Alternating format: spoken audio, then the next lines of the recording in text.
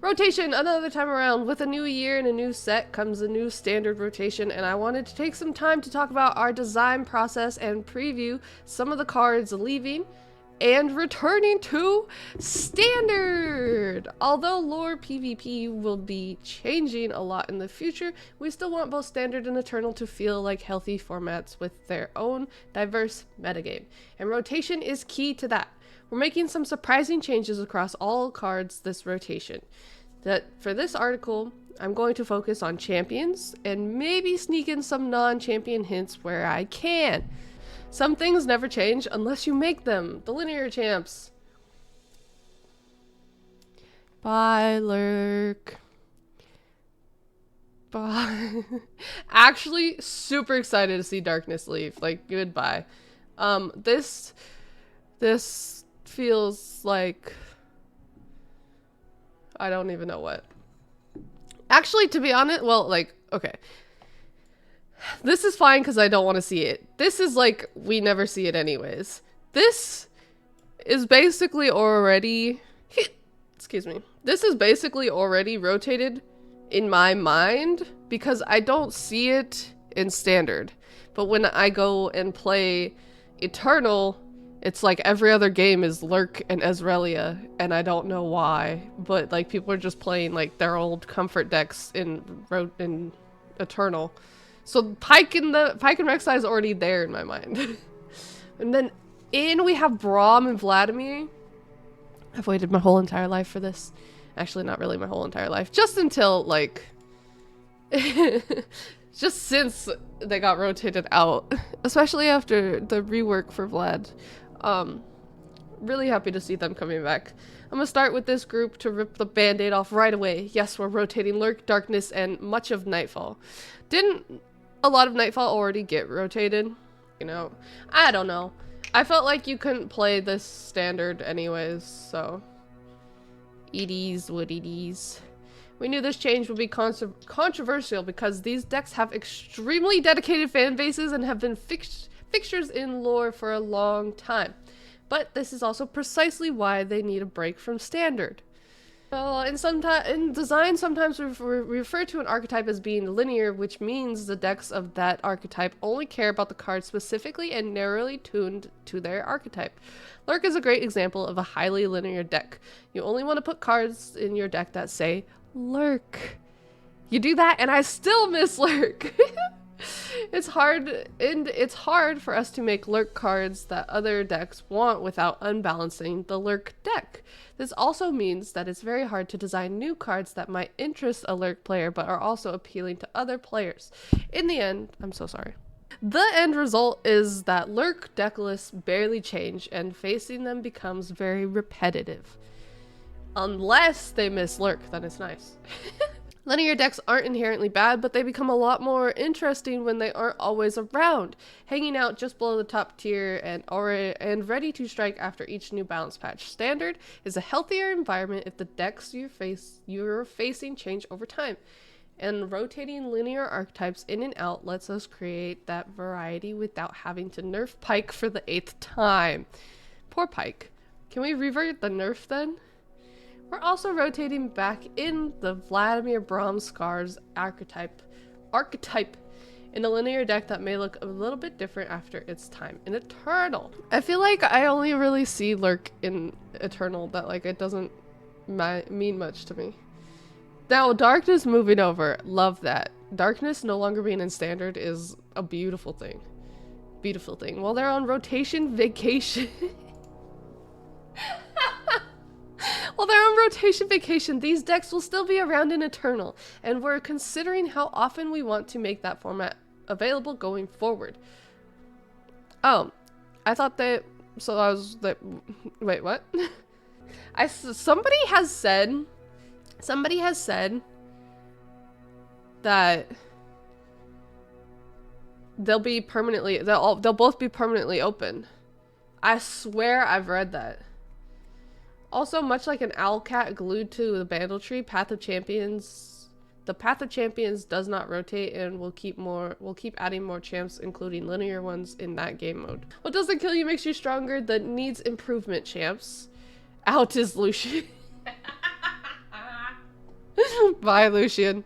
Who even plays Darkness? I've seen it too much recently. Too much. This is... wow. Goodbye, Lucian, J4, Trendemir, Darius, Renekton, Callista, and Kale. In is Thresh, Yasuo, and Vi. I'm kind of sad about this. Lucian? Mans is lost. Mans is lost. He needs help. He needs help more than just being rotated. He needs help. I liked J4. Trendemir is just like a big unit and doesn't even feel like a champion, really. Darius, sad. That's my boy. Love him. Renekton, also low-key sad. Because I like him. And out of all the mono Shurima champs, I like him. So what, we only have... Nasus? Maybe? I think I'm rotating all of mono Shurima. Callista and Kale. I really like the both of them. I don't want Yasuo back, to be honest. Yasuo could be in an Eternal forever and I would be fine. Thresh back is cool. Vi back, absolutely love it. Love to see her back. We want every champ that hits the table to feel like it's worthy of that title, but let's be honest, they don't always land where they want. Even if a champ has his own set of fans who will swear that it's totally a B tier, that is totally B tier if you believe hard enough, there are some who have struggled to become relevant. This is a very interesting... It's a very interesting group in my opinion, because I think J4, Darius, and Kale specifically are good champs, like, in their own right. And then, like, Callista and Renekton have very specific decks that, like, they like. I particularly like Callista decks, but... you know, I don't know. I'm not a dev for a reason. I don't know where I was. But if they don't, but they don't have to stay that way, and sometimes all you need is a quick eternal vacation and some live patch synergy. I like the sound of this. I like that. Okay. To come back living your best life. In Eternal, we can take bigger risks since the format is more powerful and less likely to tip over due to a balance change. W. But Walrus, you say, Thresh, Yasuo, and Vi didn't receive any buffs in Eternal, which is true. But as any Yasuo player will tell you, just wait, we scale. Oh my god. Okay. Just wait, we scale. With Standard having lower power level, we're bringing back a couple rotated champs that we think can be more competitive in the lower power format and struggled to make their own dent in Eternal. One of the great things about a changing format like Standard is that the strength is very context dependent. A few new tools could be all you need to go from hard times to hard to beat. Better off alone. The breakup champs. Oh my goodness, what? The breakup out. Heimerdinger, Quinn, Sejuani, Zed. In Hecarim, Lulu, and Gangplank. Alright. Oh wow. It's really sad to see. This is so sad. I'm sorry for the squealing. Gangplank coming back just for Sejuani to be gone. It's so sad for Plunder fans. I don't care about Heimerdinger leaving. That's fine. It sucks for Jace, but oh well. Goodbye. Quinn? I think that's fair. I think it's fair. Zed? I'm happy they took the Zed part as opposed to Gwen. I'm gonna be real. I'm happy Zed was taken. Hecarim, Lulu, and Gangplank. Lulu coming back? I really like Lulu. Speaking of changing context, our next set of champions are all about stepping out of their comfort zones and adding a new exciting life of their own. Really? Stepping outside? What does stepping outside of their comfort zones mean? What? Yep, those champs are stepping out, chat. For much of lore, we have designed champs as pairs, or threes, with related mechanics. There's a lot of merit to this design strategy as it gives the champion a natural home and gives some straightforward deck building hooks for new mechanics. But it can also lock certain champs together, like Lurk, causing certain dominant strategies to become repetitive. These locked pairings can also mean that a champion is balanced around their strongest use case. Poor Alawi catching nerfs she didn't even deserve. She didn't even deserve it. You can't really broaden their horizons. Hecarim Zed is mostly a known quantity. Oh, it wasn't Gwen that they were splitting up with? They brought back him and took away him? My bad, I read that wrong. But can Hecarim Azir bring a different flavor of ephemeral aggro to standard? Alawi nerf? I'm talking about her past nerfs due to Bard. When Bard Alawi was the crazy deck, and Bard didn't get touched, and Alawi got nerfed like 7 times. Ephemeral aggro to standard. Where will Jace go now that his... Yeah, where will Jace go? Where will Jace go? Will Gangplank and Miss Fortune succeed with their old first time? I'll be doing this again. That's my OG. That's my OG. Well, maybe that last one isn't the best example, but we still want to see what new synergies merge once the more clear choices are taken away. Embrace the unexpected, even if it scares you. The weird champs. Out. Yuumi, Riven, Bard, Kayn, Varus, Aatrox, Ryze. Okay. The Darkin just... Goodbye? Hello? In is Taric! Chat! Fiora's coming back too? Hold on, this out is insane. And then Taric back. I'm obsessed. Okay. Out is Yuumi, Riven, Bard, Kayn, Varus, Aatrox, and Ryze.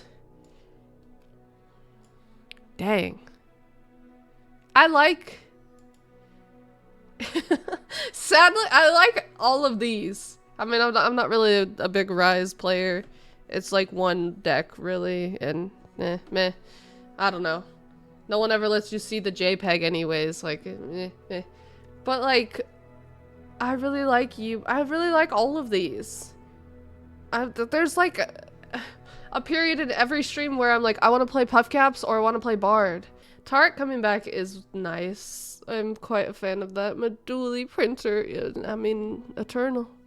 It's there in Eternal. Some of the most controversial archetypes in lore have one thing in common: alternate win conditions. Sometimes this is literally, like Ryze and his Rune Mage. Sometimes this is literal, like Ryze and his Rune Mage. But sometimes it also means having a strategy that is unique enough that the opponent struggles to interact with it normally, such as Riven buffing a unit to 40 attack out of nowhere. Yeah, you can still play Puffcaps. I'm just saying, like, once every stream, I go through the debate of, like, should I play Chimes right now? Should I play Puffcaps right now? Like, it's just, like, I'd say a comfort deck for me that I really like to play those. And Bard leaving is kind of sad. At least, like, I mean, Eternal's still there. Well, actually, I don't even know. Because I thought Eternal was going to be open forever now. But the sentence they said earlier was, like, we don't know we don't know how often it will open. So... there's a little miscommunication going on there. Or Bard dooting his way to 300 chimes, or Aatrox ending the world and running you over with his huge Darkin. As my deck collection of 20 different Ryze decks can attest, these unique strategies can be really exciting to play, but they can also be very frustrating to play against because they operate slightly off normal axis of the game. They're cool when they're like, oh my god, I can't fucking read. I think they were talking about the ranked Eternal ladder. Yeah, but I thought that was gonna be open forever now. Back to my inability to read. They can also be very frustrating to play against because they operate slightly off the normal axis of the game. They're cool when they are when they're the unlikely underdog who surprises you with a strong match, and infuriating when they're the meta dominant and you have to bend over backwards to combat them. These strategies are important in keeping the game fresh. They inspire deck builders, create memorable moments, and keep every match from being a units versus removal affair. But that variety starts to fall flat when the same alternate win cons stick around. I can feel this. I can feel this with what's his name? Aatrox. Like, Aatrox is just consistently that like weird, we're just gonna place down 7 Darkin in one round, and like doesn't care what you do really. As the name suggests, these decks need to these decks need to alternate to stay fresh. And that's why we're taking them out.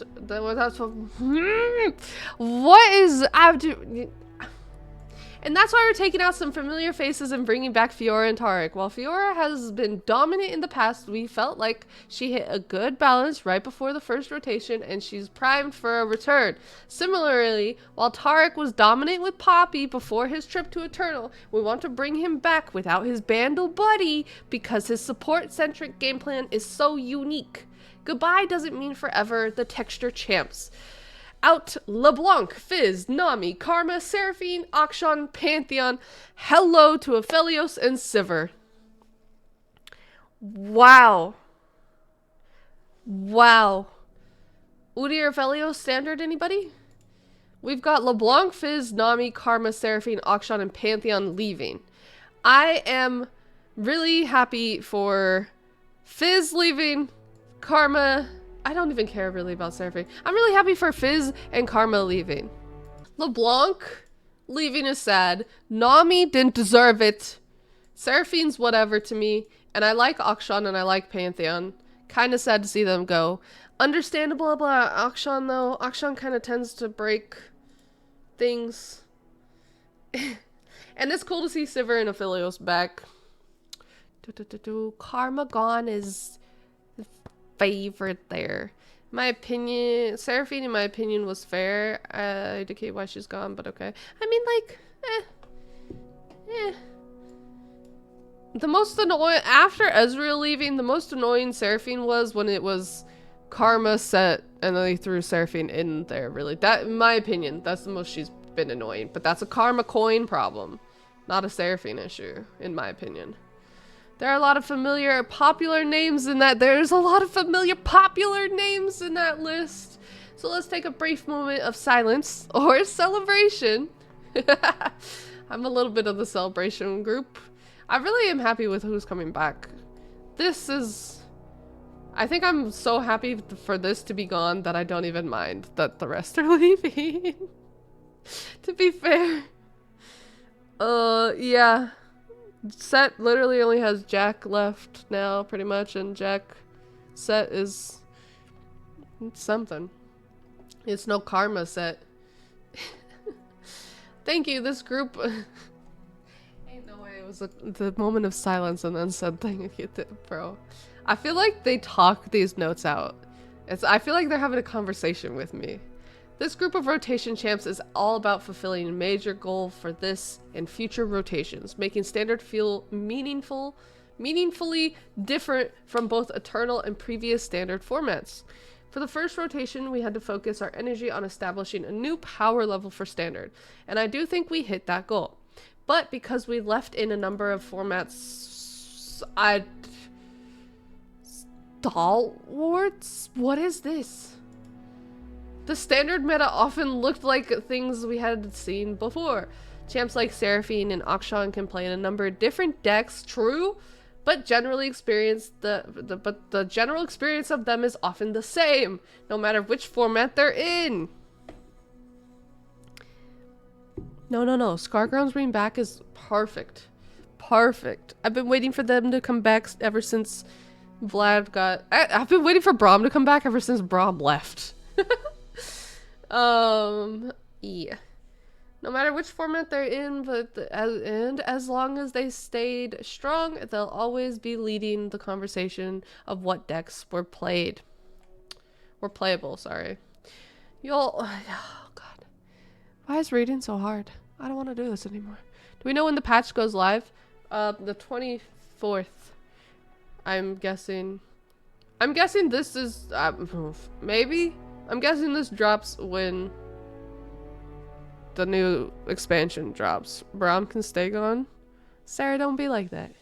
Don't be like that. Don't be like that. Yeah, my my reading skills, imagine I just slam down cards. You'll also probably notice that a lot of champs in this list are very spell-centric, and that's not an accident because of lore's core rules. Because of lore's core rules, spells and reactivity have a natural advantage. Saving spell mana, using the stack to react to your opponent's plays, and the limited number of units you can have at one time all mean that the game engine favors playing a lot of spells anyways, and these spell slinger champions really lean into that advantage. This also makes spell-centric champs much harder to nerf because their most potent advantages in how synergistic their decks are, rather than what's on the champion card.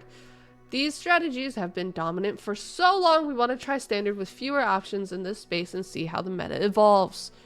Thank you. While it's important for all rotating cards, I do specifically want to call out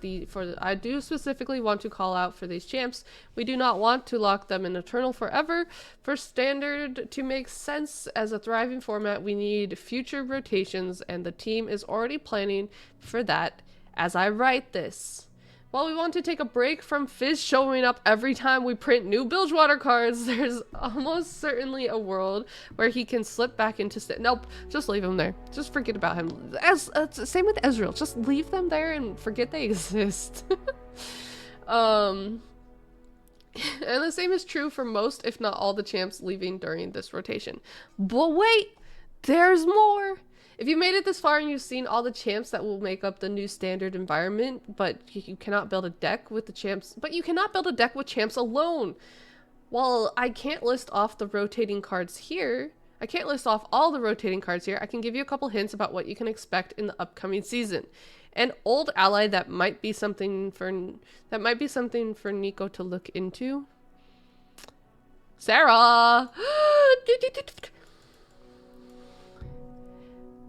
We're getting Decimate back! A spell that deals 4 damage to the enemy Nexus? Chat. My boy's returning home. A fearsome version of an old friend. A mighty monster that's good to have on hand. A stunning return. Stun card. Yasuo stun card, and another that costs twice as much for that for twice the effect. Is the dragon eternal? That's coming back. The best blocker for when you want to kill your opponent. Oh, no.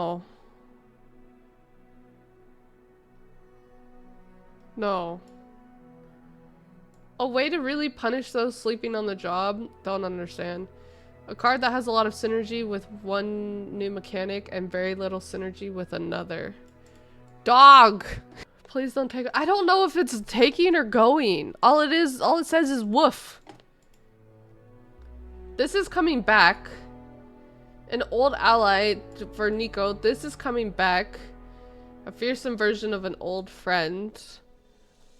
Is this all coming back? A stunning return, and another that costs twice as much for twice the effect. So we're getting this back and Yone back. Yone comes back with what's his name? Yasuo. And this, I want it to be this. I want it to be this and not Paddlestar. Paddlestar wouldn't make sense because it's double the cost, and Paddlestar really is oh no, Paddlestar is the 30 cost.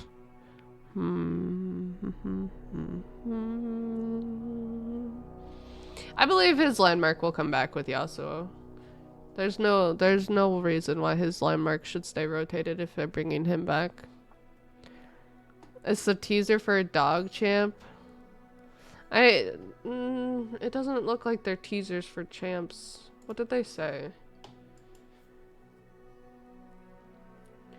It's because it said, well, I can't list off all the rotating cards here. I can give a couple hints about what you can expect. I'm thinking these are cards coming and going.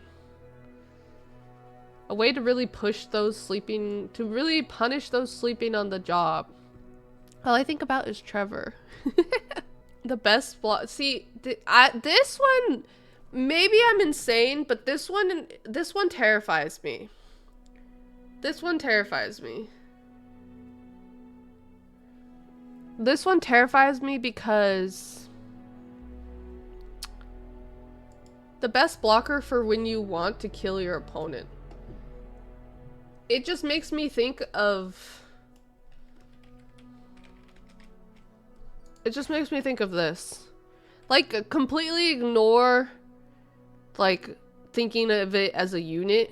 Like, the best blocker when you want to kill your opponent, don't they always just throw out the chump blocker and then they're like, okay, I'm gonna destroy your nexus? Like, that's how I'm reading that line. I'm not thinking of it as a unit. Maybe when a unit gets damaged, gets attacked. I don't know. Is that really a hint when we can already expect Scargrounds units to come back with Braum and Vlad and Scargrounds? I don't think it's part of the Scarground package because we already know Scargrounds is coming back. So I don't think that's like a hint of like, hey, I don't know. I can't get around Atrocity. A mighty monster that looks good to have on hand. A mighty monster? I don't know. Monster, I'm just so zoned into... I'm so zoned into, sea monsters. A fearsome version of an old friend. Fearsome.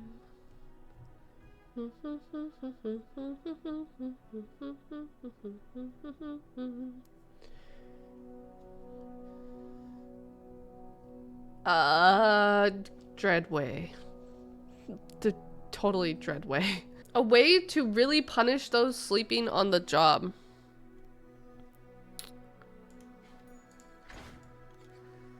I wonder if...